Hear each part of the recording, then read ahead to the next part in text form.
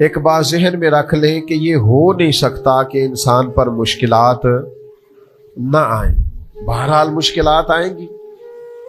ये अच्छों पर भी आती है और बुरों पर भी आती है। सिर्फ इतना फर्क होता है कि अच्छों पर आजमाइश के लिए आती है और मेरे जैसे गुनाहगारों के लिए बाजों का सजा बन के आती है।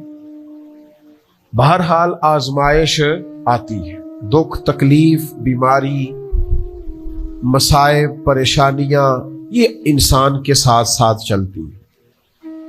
अब होता ये है कि हम मुख्तलिफ किस्म के रवैये आजमाइश के वक्त उनका हम इजहार करते हैं। हमारी मुख्तलिफ हालतें हो जाती हैं जब आजमाइश आती है।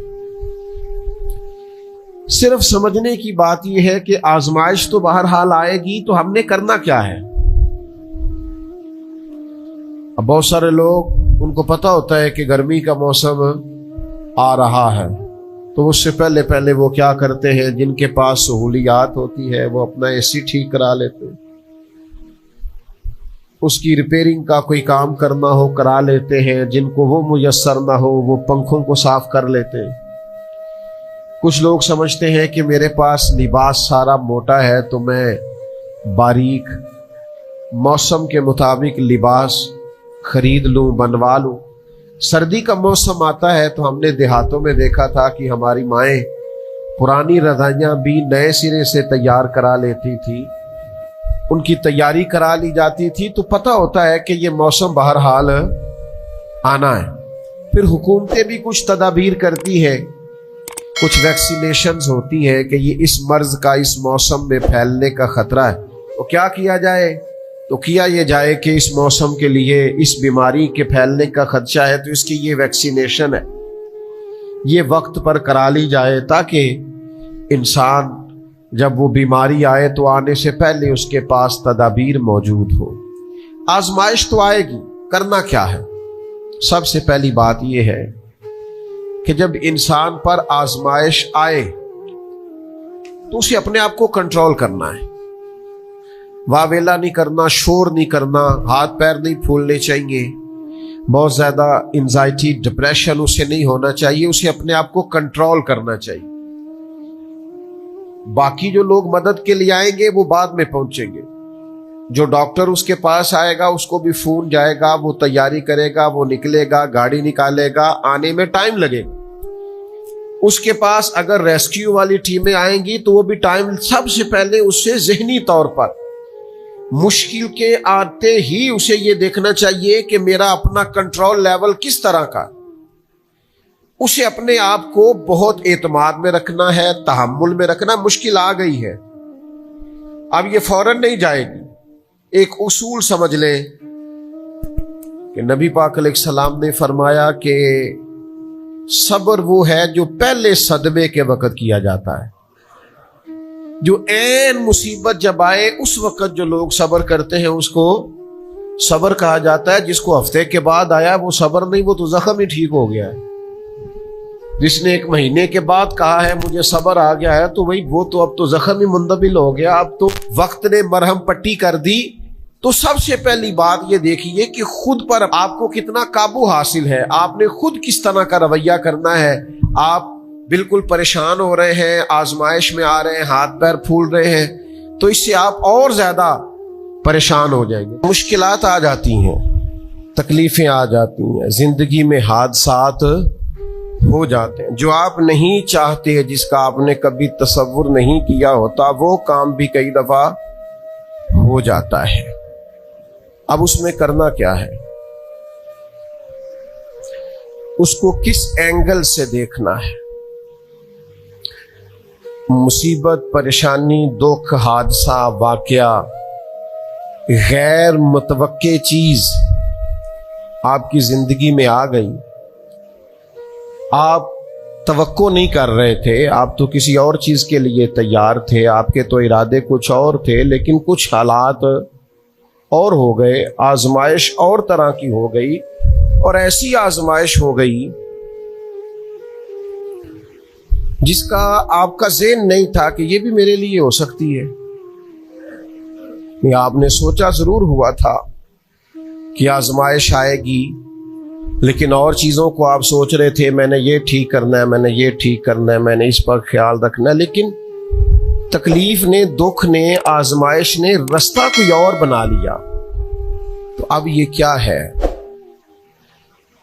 हम चूंकि मुतलाशी होते हैं सुकून के, राहत के, कि अब मैंने ये ठीक कर लिया है, अब मैंने घर बना लिया, मेरे बच्चे थोड़े सियाने हो गए, फलां काम मैंने ठीक, आप अपने हिसाब से अब दुरुस्त सिमत करते हैं। लेकिन ये बीच में से एक मुसीबत और आ गई, तो किस एंगल से देखना है? तिरमिजी शरीफ की हदीस सुनिए। नबी पाक अलैहिस्सलाम ने फरमाया, रब जिसे बड़ा सवाब देना चाहता है ना, उसे बड़ी आजमाइश में मुब्तला करता है। और अगले लफ्ज सुनेंगे तो आप और खुश हो जाएंगे।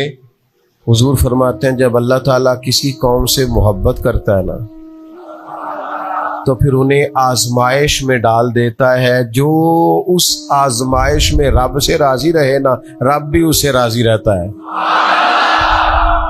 और जो उस आजमाइश में नाराज हो जाए ना, शिकवे करने लग जाए रब के, अल्लाह भी उससे नाराज हो जाता है। आजमाइशें तो आएंगी, दुख तो आएंगे, ये आ जाते हैं, इनका बड़ा मजा होता है। आपको पता है जख्मों का भी मजा होता है। जख्म ठीक होने पे आ जाए ना, कभी उस पर उंगली रख के देखे, मजा आता है। उस पर हल्की हल्की खारिश करने को जी चाहता है जख्म, लेकिन अगर पक्का हो जाए ना तो मजा देने लग जाता है। जख्मों को पका लो, जख्मों को पुख्ता कर लो, ये मजा देने लग जाएंगे। अगर आप जख्मों को पकाएंगे नहीं, कच्चा जख्म रिश्ता है, लेकिन पक्का हो जाए फिर मजा देता है। तकलीफ अगर आप समझें कि मेरे महबूब की तरफ से आई, वैसे महबूब पे गुस्सा नहीं आता, पता है आपको? जिससे प्यार हो जाए उसकी बुरी बातें भी इंसान को अच्छी लगती है, उसका ऐब नजर नहीं आता। आपको कभी ये अंदाजा हो जाए ना कि दुख जो आया है, तकलीफ जो आई है, राहत जो आई है, करम जो आया है, अता जो आई,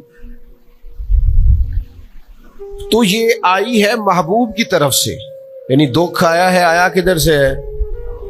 अच्छा चले ठहरे, आप रुके, मैं बताता हूं आपको। मैं एक दफा ना कुछ बीमार था ज्यादा, और मुनफरद बात ये, अनोखी बात ये कि मेरा एक बच्चा भी बीमार था। और उस पर थोड़ी सी मुश्किल ये कि कुछ छोटी मोटी इर्द गिर्द की परेशानियां भी थीं। ये तामीरी काम चल रहा है, फलाना काम चल रहा है, फलाना काम चल रहा है। तो समझ लें 5, 10, 20 चीजें इकट्ठी हो गई, तो मेरी तबीयत पर कुछ बोझ बन गया। दिल थोड़ा सा वजन महसूस करने लगा, और जरा थोड़ी सी बेचैनी और इस्तराब तबीयत में पैदा होने लगा। ये इनके बाद आ जाता है कभी कभी।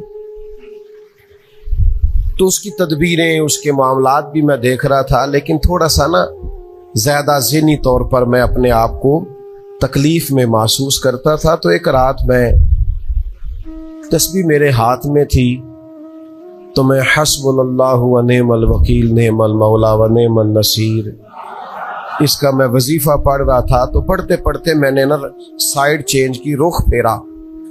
अच्छा, कभी कभी ये होता है कि आपके अंदर से ही दुख उठ रहा होता है, और कई दफा आपके अंदर से ही सुख उठ आता है, जवाब आ जाता है। यानी आपका दिल भी तो मुफ्ती है ना, वो भी तो फतवे जारी करता है ना। आपकी रूह भी तो आलिम है ना, वो भी तो आपको मसले बताती है ना। आपका जहन भी बहुत बड़ा, ये कई दफा जब उदास होता है तो इसने कोई मायूसी सोच ली या तय कर ली, खुश होता है तो इसने अंदर से ही कोई नेमत तलाश ली। मैंने रुख चेंज किया तो मेरे अंदर से आवाज आई, यार तू बड़े बेवकूफ है, तेरा किसी जगह नाम लिख देते हैं लोग, वहां हजारों लोग जमा हो जाते हैं। मस्जिद में पंखे पूरे नहीं चलते, लोगों को कोई खास प्रोटोकॉल नहीं मिलता, सैकड़ों मसाजिद हैं, एयर कंडीशन और बड़ी बड़ी सहूलियात छोड़ के लोग तेरे पास आते हैं। कभी कभी मुस्कुरा पड़े तो बहुत सारे मुस्कुरा पड़ते हैं, कभी तबीयत में कोई थोड़ी खराबी आ जाए तो बहुत सारे लोग आंसुओं में भीग भीग कर दुआएं करते हैं। ये सारे दुख तेरे लिए बर्दाश्त हैं। और तेरे ऊपर थोड़ी सी कभी तकलीफ आती है तो तबीयत पे बोझ बनता है, अच्छा तू बड़ा रीस है, सुख सारे कबूल खुशी खुशी, और दरा 2 4 5 चीजें इकट्ठी हुई नहीं और दिल तेरा बेचैन हुआ नहीं, तू सियाना नहीं। अच्छा खुद ही टेंशन थी, बस रुख मैंने दूसरी तरफ किया तो आवाजें दूसरी आनी शुरू हो गई, शाम को मैं उठ के बैठ गया। ये आपने ना अपने अंदर से आपने ताकत लेनी है। आपके अंदर एक रूह है, आपके अंदर एक बातन है, आपके अंदर एक खैर की कुव्वत है। जब भी कोई मायूसी आए ना, एक सरकार का फरमान सुने, नबी पाक अलैहिस्सलाम ने फरमाया तुम्हें अपनी बीवी की कोई आदत नापसंद हो तो उसे बुग़्ज़ नहीं रखना। या रसूलल्लाह क्या करें? फरमाया उस आदत पे गौर कर लो जो तुम्हें बड़ी पसंद है। आपने सिर्फ कमजोरियां नहीं देखनी, आपने जिंदगी के अंदर खूबियां भी मुलाहिजा कर। जिस तरह इंसान चाहे उस तरह इसके औकात गुजरे। मेहनत करना, कोशिश करना, जद्दोजहद करना इसकी जिम्मेदारी ज़रूर है, लेकिन होगा वही जो रब चाहेगा। अल्लाह तबारक व तआला ने इंसानी ज़िंदगी में तमाम मौसम रखे हैं। बचपन का मौसम, जवानी की बहार, बुढ़ापे के औकात, अपनों का मिलना, अपनों का बिछड़ना, शादियों की खुशियाँ और जनाजों के गम, ये सारा कुछ इंसानी ज़िंदगी का हिस्सा है। लेकिन इंसान चूंकि तभी तौर पर कमज़ोर होता है, अपने मिजाज के लिहाज से बहुत सारी जगहों पे इसमें ज़ौफ़ पाया जाता है, तो ये करता यह है कि जिस तसल्ली के साथ खुशी को कबूल करता है, उसी तरह खुले दिल के साथ गम को कबूल नहीं करता। मन चाही ज़िंदगी गुजारना चाहता है, हालांकि मन चाही ज़िंदगी तकलीफ़ का बायस होती है। रब चाही ज़िंदगी इंसान को सुकून अता करती है। अल्लाह ताला ने इंसान के साथ आजमाइशें रखी हैं। जिस तरह अल्लाह ताला की तरफ से मिलने वाली नेमतों को कबूल करता है, इसी तरह उसकी तरफ से आने वाली आजमाइशों को भी खुले दिल से इसे कबूल करना चाहिए। और ये बात दुरुस्त है कि वमा असाबकुम मिन मुसीबतिन फबिमा कसबत अयदीकुम, इंसान पर कुछ मुसीबतें वो आती हैं जो उसके हाथों के कसब की वजह से आती हैं। बहुत सारी कौमों पर आज़ाब इसलिए आए कि उन्होंने बाज़ गुनाह किए थे, लेकिन ये याद रखिएगा कि आज़ाब हमेशा गुनाहों की वजह से नहीं आते, तकलीफ़ें हमेशा गुनाहों की वजह से नहीं आती। इंसान दुखों में, मुश्किलात में सिर्फ अपनी गलतियों की वजह से नहीं उलझता, बल्कि नबी पाक अलैहिस्सलाम ने फरमाया है, अल्लाह ताला किसी बंदे को कोई दर्जा देना चाहता है, उसके आमाल इस तरह के नहीं होते कि उसे दर्जा दिया जाए, अल्लाह उसे किसी मुश्किल में डाल के उसके दर्जे को बुलंद फरमा देता है। बुलंदी दराजात के लिए, कुर्बे इलाही के लिए, अल्लाह तबारक व तआला की बारगाह की मारिफत के लिए भी मसाइब आते हैं।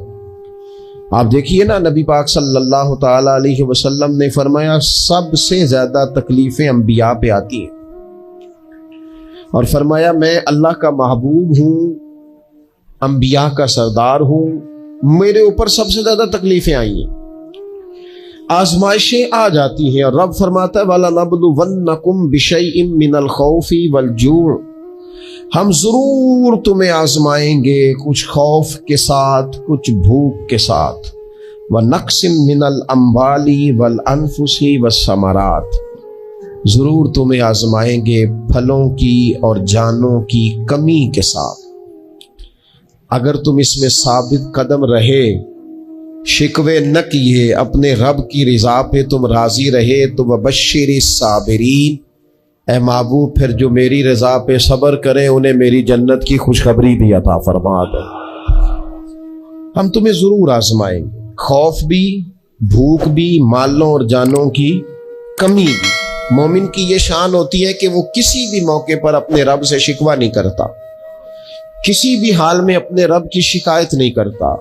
नबी करीम अलैहिस्सलाम ने फरमाया, अगर अल्लाह ताला किसी बंदे को बीमार करे और फिर उस बीमारी पर वो सब्र करे और आने वालों से रब का शिकवा न करे, तो फरमाया अल्लाह ताला ने जो गोश्त उसे दिया होता है उससे बेहतर गोश्त अल्लाह उसे अता कर देता है।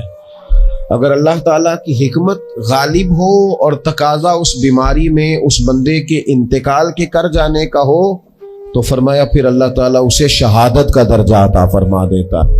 आजमाइशें आ जाती हैं, इंसान पर मसाइब आ जाते हैं, दुख आ जाते हैं, तकलीफों का सामना बंदे को करना पड़ जाता है। अब ये कि उसमें अपने दिल को, अपनी रूह को करार दिया जाए, अपने आप को अल्लाह की रजा पे खड़ा किया जाए और उन हवादस का मुकाबला किया जाए, उन चीजों को देखा जाए और ये गौर किया जाए कि मेरा रब अगर इसी बात में राजी है तो यकीनन उसमें अल्लाह की कोई खास हिकमत होगी।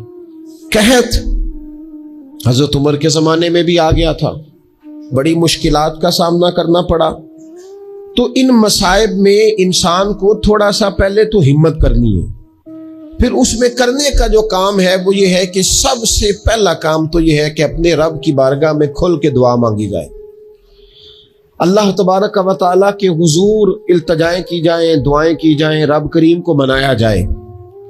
हजरत उमर फारूक रदी अल्लाह तआला अन्हु के ज़माने में जब कहत आया था तो हजरत उमर नबी पाक अलैहिस्सलाम के चचा को हजरत अब्बास रदी अल्लाह तआला अन्हु को लेके मैदान में निकले थे और क्या खूबसूरत लफ्ज उन्होंने तरतीब दिए थे। अर्ज करते थे, मालिक पहले हम तेरी बारगाह में महबूब पाक को लेके आया करते थे, आज महबूब ने जाहिरी विसाल किया है तो तेरे महबूब के चचा को लेके आए हैं।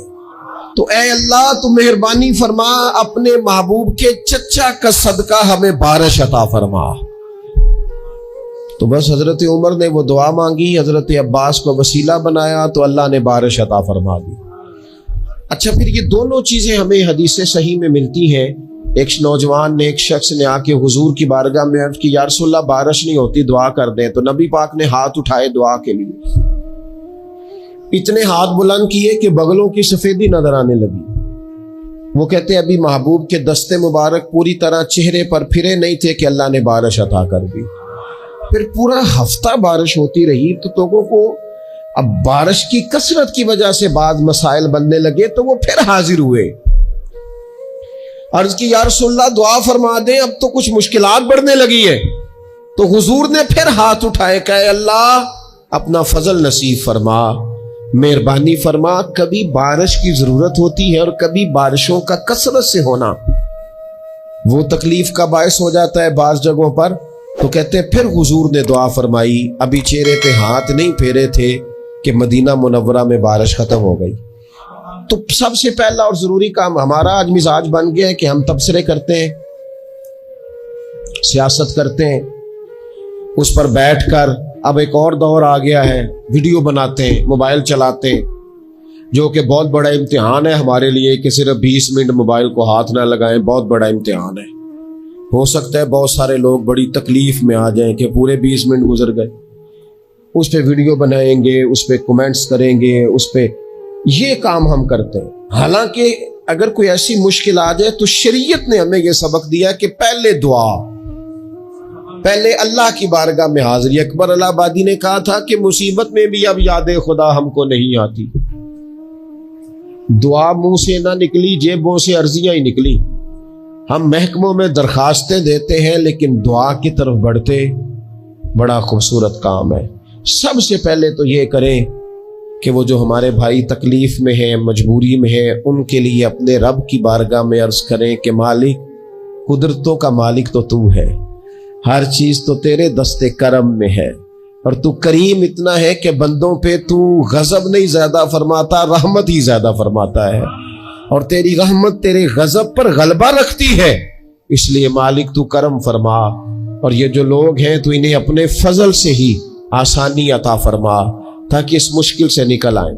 जिन दिनों कहत आया था ना मक्का मुकरमा मदीना तैयबा में हजरत उमर के जमाने में, तो हजरत उमर फारूक फरमाते मैंने बगैर घी के कभी खाना नहीं खाया था, लेकिन मैंने कसम उठा ली थी कि जब तक सब लोगों को राशन खाना मुयस्सर नहीं आता मैं भी घी नहीं खाऊंगा। ये जो इजाफी अखराजात हैं, एडवांस गाड़ियां बुक कराना, नए मॉडल के मोबाइल खरीदना, ये जो हमारे सिर्फ नाज नखरे हैं, सिर्फ इनको थोड़ा सा क्लोज कर लो। अजीब बात है ना, अजीब जुल्म है ना कि एक बच्चा रात को इसलिए खाना नहीं खा रहा कि उसकी मर्जी का पका हुआ नहीं, और एक तरफ मेरे ही वतन में उस वीडियो ने भी मेरी चीखें निकलवा दी जिसमें एक बेटी, और उसकी उम्र भी बिल्कुल उतनी है जितनी मेरी बेटी की उम्र है, उससे वो साफी पूछता है, पांव उसके नंगे हैं और पांव पे कीड़े चढ़ रहे हैं, तो उससे पूछता है पुत्र क्या चाहिए? वो कहती है सिर्फ रोटी खानी है, कोई मुतालबा नहीं, कोई मुतालबा नहीं, रोटी दा दुख न पूछो, ये रोटी बंदा खा जाती जी, रोटी बंदा खा जाती। अल्लाह करीम ने फरमाया वतावनु अलल बिर्रि वत्तक़वा, जब तकवे और परहेजगारी का मामला हो तो एक दूसरे के साथ ताउन करो, एक दूसरे के साथ ताउन करो, एक दूसरे का आगे बढ़ के बाजू थामो, खैर के कामों में एक दूसरे की मदद करो, आगे निकलो। हो जाता है कभी कभी ऐसा कि एक भाई के पास बहुत ज्यादा माल होता है, दूसरे के पास कम होता है, और नबी पाक सल्लल्लाहु ताला अलैहि वसल्लम ने इरशाद फरमाया कि याद रखना अल्लाह तबारक व तआला उतनी देर तक तुम्हारी मदद करता है जब तक तुम अपने भाई की मदद करते रहते हो। अल्लाह तुम्हारा मददगार रहता है। और ये जो मुसलमान होते हैं, मोमिन, कलमा पढ़ने वाले, इनके बारे में मेरे नबी पाक अलैहिस्सलातु सलाम ने फरमाया कि ये एक जिस्म की मानिंद है, एक जिस्म की तरह है। मोमिन मोमिन एक जिस्म की तरह है, जिस तरह ये पूरा जिस्म होता है। और हुजूर ने मिसाल दे के बात समझाई, फरमाया जिस्म का एक हिस्सा तकलीफ में हो ना तो सारा जिस्म उसका कर्ब महसूस करता है, यानी दर्द सिर्फ दांत में है लेकिन रोटी खाने को दिल नहीं करता, किसी से बात करने को दिल नहीं करता, उठ के बाहर जाने को तबीयत नहीं चाहती, पूरा वजूद उसका कर्ब, उसकी तकलीफ महसूस करता है। फरमाया जिस तरह एक जिस्म के एक हिस्से को तकलीफ हो, आप मुझे बताइए ना, आपके दांत में तकलीफ है तो क्या कभी आपके दिमाग ने कहा है कि डॉक्टर के पास नहीं जाना? पैरों ने कहा है मैंने नहीं चल के जाना, ये तो मसला सिर्फ और सिर्फ दांत का है, दांत जाने उसका काम जाने? ऐसा होता नहीं। दांत में तकलीफ होती है तो ज़हन मंसूबा बंदी करता है, वो कहता है यार ये पता करो दांत का डॉक्टर कहां बैठता है। फिर आपकी जुबान हिलती है, मालूमात करती है, फिर आपके पैर चल के वहां जाते हैं, और फिर आप अपने दिल से माफी जमीर वहां बयान करते हैं, फिर आप अपना कमाया हुआ सरमाया खर्च करते हैं। भाई एक दांत को तकलीफ है तो रहने दो, सारे जिस्म को काम में क्यों लगाया है? तो माना यह है कि जब जिस्म का एक हिस्सा तकलीफ में हो बाकी सारे सपोर्ट करते हैं ताकि वो ठीक हो जाए। तो हुजूर ने फरमाया मेरे सारे मोमिन एक जिस्म की तरह, सारे मक्के से हिजरत करके मदीने आए, घर बार पीछे रह गए, जायदादें पीछे रह गई, कारोबार पीछे रह गए। हुजूर ने फरमाया तुम भाई हो। लेकिन वो सहाबा थे ना, उन्होंने भाई भाई अपने आप को सिर्फ तकरीरों में नहीं समझा था, उन्होंने अपने आप को भाई भाई सिर्फ महफिलों के नारों में नहीं समझा था, उन्होंने अपने आप को भाई भाई सिर्फ अदीब शायर की शायरी में नहीं समझा था, वो मन से उनकी आवाजें आती थी हम सचमुच के भाई हैं। उन्होंने तय कर लिया था कि हम भाई हैं। लिहाजा जब हुजूर ने कहा ना आप तुम्हारे भाई वहां से हिजरत करके आए हैं तो इनकी मदद करो, तो फिर उन्होंने सही वाला भाई समझा, धागा रख के अपना घर तकसीम करके आधा अपने भाई को दिया, कारोबार बांट के अपने भाई को दिया। जिसके पास 4 ऊंट थे उसने 2 अपने भाई को दे दिए। चलते कारोबारों में भाइयों को शरीक बना लिया। उन्होंने उन्हें इस तरह करके रखा कि फिर वो जो मुहाजिर थे वो मुहाजिर रहे ही नहीं। उन्हें यूं लगा कि हम तो एक घर से अपने दूसरे घर में शिफ्ट हुए। उन्हें किसी जगह भी कोई तकलीफ नहीं आई। लेकिन अमीर आदमी गरीब को भाई समझने को तैयार होता नहीं। तगड़ा बंदा छोटे के करीब जाने के लिए राजी होता नहीं। जब तक वो खास ज़ेन न बने जो ज़ेन हमें रसूल पाक सल्लल्लाहु अलैहि वसल्लम ने अता किया, उतनी देर तक इंसान उस मकाम तक पहुंच नहीं सकता जहां वो अपने भाई के लिए खैर का मामला करे। तो एक तो ये कि हमें आगे बढ़ना चाहिए, उन लोगों को अपना भाई जानना चाहिए। चौथी बात, इस्लाम के अंदर ना हर जी रूह के साथ नेकी करने का अजर है। हर तर जिगर वाले के साथ नेकी करने का सवाब है इस्लाम के अंदर। जो तर जिगर रखता है, जिसके वजूद में रूह है, उससे नेकी करें, अजर मिलेगा। सही हदीस में मौजूद है ना। और मेरा ख्याल है आप सबको वो हदीस आती है कि नबी पाक अलैहिस्सलाम ने फरमाया कि सारी जिंदगी गुनाह करने वाली औरत ने कुत्ते को पानी पिलाया था तो रब ने बख्शिश फरमा दी। कुत्ता हलाल जानवर भी नहीं, कुत्ते को पानी पिलाया, सारी जिंदगी के गुनाह थे, अल्लाह ने माफ कर दिया।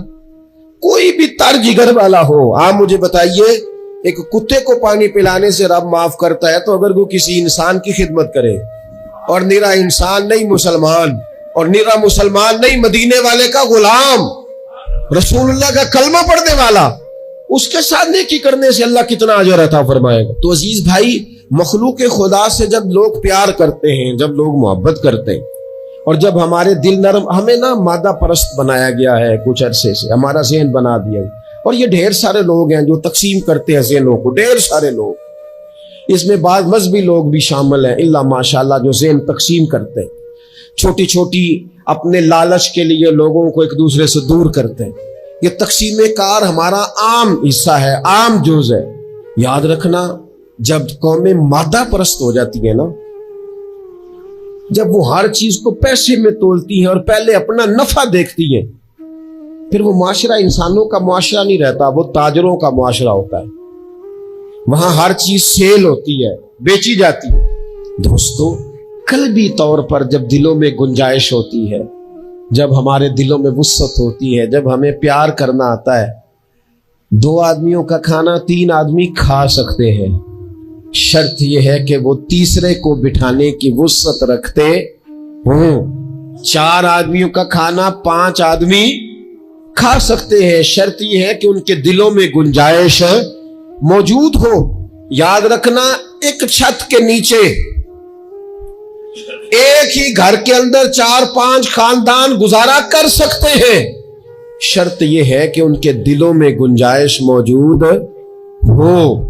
शर्त यह है कि वो कल्बी कैफियत वही रख। लेकिन हमें ना कुछ मस्त सा कर दिया गया है अपनी अपनी दुनियादारी में, कुछ महव से है, कुछ इस तरह का माहौल बना दिया गया, मुझे क्या लेने दें, क्या लेने दें मुझे। मजहबी लोग भी इतने इतने लाख की महफिल नात, इतने इतने लाख का उर्स, इतने इतने लाख की फलानी शह। और खुदा के बंदो, कुछ देर के लिए छोड़ लो, कुछ देर के लिए मेहरबानी कर लो और देखो तो सही, जरूरत किस चीज की ज्यादा है। चलो कोई तो गुंजाइश पैदा करो जिंदगी में, कहीं किसी एक चीज को रोक लो। मुस्तहब का और वाजिब का फर्क ही नहीं समझते। इकबाल कहने लगे, ये किसी शौक ने लिख दिया ये जुमला मेहराब मस्जिद पर, कि ये नादा गिर पड़े सजदे में जब वक्ते कयाम आया। वक्त तो कयाम का था, तुम सजदों में हो, उठने का टाइम था, लोगों की मदद करने का वक्त था, और तुम अभी भी अपने खतमात शरीफ में उलझे हुए हो। कुल 10वां चेलम मुस्तहब है, 2 आदमी बैठ के खत्म दिला ले, हो जाता है। ये बाकी का लाखों रुपए का माल उन जगहों पे पहुंचाया जाए जहां जरूरत है। महफिल नात आपके मोहल्ले का नौजवान भी नात पढ़ सकता है, मकामी खतीब को भी तकरीर आती है, हर जुमे करता है, और बड़े काम है करने वाले। लेकिन वो बस ठीक है, हम जहां लग गए वहां से हिलने को तैयार ही नहीं। एक मखसूस सा मिजाज बना लिया, उससे बाहर आना ही नहीं चाहते, पसंद ही नहीं करते। तो अपनी जिंदगी के अंदर वुसअत पैदा करें, अपने दिल में वुसअत पैदा करें। याद रखें, जब बंदा किसी के बच्चों का सोचता है तो अल्लाह उसके बच्चों पर फजल फरमाता है। जब इंसान किसी का घारा बात करता है, रब इसका घारा बात करता है। हजरत अबू बकर सिद्दीक फरमाया करते थे, तू अल्लाह के दीन की खिदमत में लग जा, तेरा जाती कोई काम रब रुकने नहीं देगा, वो सारे तेरे काम होते रहे। हम क्या समझते हैं कि तगड़ी तकरीरों से लोगों को करीब कर लेंगे, कि हम क्या समझते हैं कि बड़े बड़े पोस्टर लगाएंगे महफिलों के तो लोगों को, हम क्या समझते हैं हिसाब सिर्फ नमाजों का होना है, हम क्या समझते हैं कि हिसाब सिर्फ हमसे सजदों के बारे में पूछा जाएगा। ये भी सवाल होगा, ये भी सही बुखारी मुस्लिम में मौजूद है, सही हदीस में मौजूद है कि रब फरमाएगा, ओ बंदे मैं भूखा था तूने मुझे रोटी नहीं खिलाई, मैं प्यासा था तूने पानी नहीं पिलाया, कपड़ों की हाजत थी तू लेके नहीं आया, मैं बीमार था तूने तीमारदारी नहीं करी। मालिक तू खाने से पाक, पीने से पाक, पहनने से पाक, बीमारी से पाक।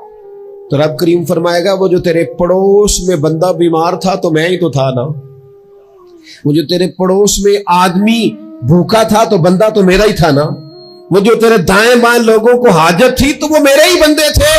खुदा के बंदे तो हैं हजारों, बनू में फिरते हैं मारे मारे, मैं उसका बंदा बनूंगा जिसको खुदा के बंदों से प्यार होगा। कुछ ना थोड़ा सा अपने दिलों में वो क्या बात की थी सागर ने, उसने कहा था कि यही है ज़ौक़े इबादत की इंतहा सागर, ओ गमे हयात के मारों का एहतराम करो।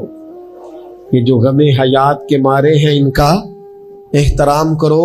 एक 100 घर था मदीना शरीफ में, इमाम अबू नईम ने इसको लिखा है। हमारे यहाँ भी लोग इफ्तारी कराते हैं, सियासी इफ्तारी रमजान में, सियासी इफ्तारियां जिनसे हमें काम नहीं पड़ता, जिनसे हमें कल को काम निकलवाना हो तो उनकी रोटी पकाई जाती है। सियासी वलीमे, सियासी दावतें, सियासी लोगों के इज्तिमात, वीआईपीज के लंगर, ये हमारा कल्चर बन गया है, ये हमारा मिजाज बन गया। और नबी पाक अलैहिस्सलाम ने फरमाया, लानत उस दावत पर इसमें अमीरों को बुलाया जाए और गरीबों को नजरअंदाज किया जाए, वो तो मलून दावत है। 100 घर पूरा था मदीना मुनव्वरा में, जिसमें 3 वक्त का खाना, बच्चों के कपड़े, अगर कोई बीमार हो जाता तो दवाइयां, और दे कौन जाता है अल्लाह ही बेहतर जानता है। एक नकाब पोश आता था, दरवाजे पे दे जाता था, नाम पूछते थे तो नाराज हो जाता था। और ये एक दिन काम नहीं हुआ, सालों ये काम जारी रहा, पता ही कोई नहीं कौन दे जाता है, कोई खबर ही नहीं। फिर अचानक 2-3 दिन हो गए, वो लंगर आना बंद हुआ, वो अखराजात उठाने खत्म हुए। अब लोग एक दूसरे से पूछने लगे कि वो खाना तेरे घर भी नहीं आया, तेरे घर भी नहीं आया, पता करो कब से नहीं आया, पता करो कब से नहीं आया। तो तय हो गया, जब लोगों ने तारीखें लगानी शुरू की, एक दूसरे के साथ मिलानी शुरू की, तो 18 मुहर्रम से मेरे घर नहीं आया। हाँ, हमारे यहाँ भी 18 मुहर्रम से नहीं आया, पता करो, तहकीक करो। तो पता चला कि 18 मुहर्रम को इमाम ज़ैनुल आबिदीन का विसाल हुआ है। सैयदा पाक का ये शहजादा, इमाम हुसैन का करबला में बच जाने वाला ये जानशीन, एक 100 घरों में और थोड़ी सी आबादी, 100 घरों में 2 वक्त खाना, और अपने कंधे पे तोड़ा रख के, लंगर की बोरी रख के पहुंचा के आते, और चेहरे पे नकाब होता। कोई पूछता नाम क्या है तो नाराज हो जाते। 100 घरों में खाना जाता। उनके विसाल के बाद जब गुस्ल दिया जा रहा था तो मोटे मोटे निशान थे कमर पे। लोगों ने उनके बेटे से पूछा कि ये क्या है, तो फरमाने लगे मेरे वालिद अपने कंधों पे थैले रख के आखिर उम्र तक घरों में पहुंचा के आते रहे। लोगों ने कहा हुजूर आप क्यों नहीं जाते थे, आप जवान थे। तो आपके शहजादे कहने लगे मैं कहता था अब्बा जी से कि मैं ना चला जाऊं, तो फरमाते थे पुत्र अगर तू जाएगा तो फिर तुझे उस गरीब का नाम भी बताना पड़ेगा। मैं तेरे सामने पर्दा नहीं खोल सकता, ये मेरा और मेरे रब का राज है।